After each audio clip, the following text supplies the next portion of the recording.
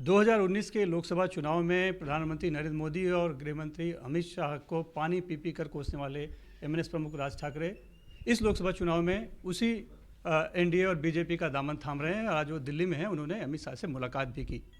इस पर क्या प्रतिक्रिया है उद्धव बाला साहब ठाकरे पार्टी की, ये जानने के लिए हम आए हैं मौजूदा सांसद अरविंद सावंत से। सर बोलिए। राज ठाकरे जिन्होंने पहले प्रतिक्रिया अच्छी दी है, उसके आगे क्या बोलूं। जो मैं वही तो कह रहा हूं बार बार कि जो अपने विचारधारा पे कभी डट के खड़े नहीं रहे, हर बार कभी मराठी कभी हिंदुत्व की भूमिका ली, वो अच्छी भूमिका ली तो उसके साथ में डट के नहीं रहे ना, उनकी भूमिकाएं बदलती गई। वो कभी आदरणीय मोदी साहब की सराहना करते रहे, फिर वही मोदी साहब की आलोचना, कड़ी आलोचना करते रहे, फिर जाकर शरद पवार साहब की सराहना करते रहे, फिर शरद पवार साहब की आलोचना करते रहे। वही उन्होंने आदरणीय शरद पवार साहब के साथ किया, वही आदरणीय उद्धव जी साहब के साथ भी किया, उनकी भी आलोचना करते रहे। तो उनका एक स्टाइल है वर्किंग है कि इज़ अ गुड क्रिटिसाइजर।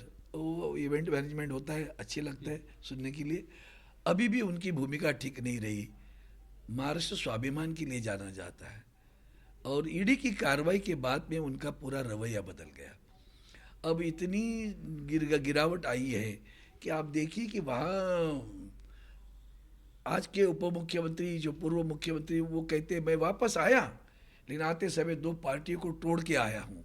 अब ऐसे तोड़ फोड़ करने वाले पार्टी में ये भी जा रहे, इनकी क्या हालत होगी वो आगे वो सोच लेना आप ही। अब रही बात जो जबान देकर नहीं करते काम, ऐसी भारतीय जनता पार्टी है। कथनी और करनी में जमीन आसमान का फर्क है, भ्रष्टाचार में डूबे हुए हैं। ऐसी स्थिति में उनके साथ में जाना, एक ही उद्देश्य है कि मतदाताओं में विभाजन करना, कोशिश है वो कोशिश सफल नहीं होगी।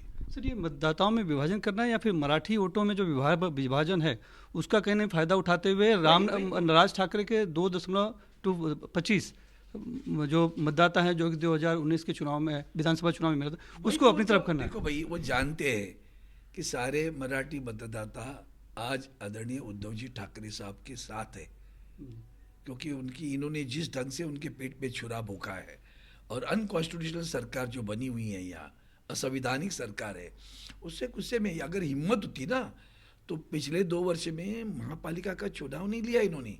ये तो सोचो आप, महापालिका का चुनाव नहीं हुआ, जो जिला परिषद है उनके चुनाव नहीं हो रहे, सिर्फ मुंबई की बात नहीं, पूरे महाराष्ट्र में चुनाव नहीं हो रहे। तो ये बता देता है, सिद्ध करता है कि ये जानते हैं पैरों तले जमीन हिल रही है, कहीं से भी किसी को भी साथ में ले लो, बस वो कोई विचार कुछ नहीं है, विचार एक ही है, सत्ता पाना। उसके लिए कुछ भी करेंगे। तभी तो ये सारे ईडी बीडी की धमका के लोगों को लेके आए। वो तो उनकी नीति रही नहीं, सारी अवनीति है वहाँ।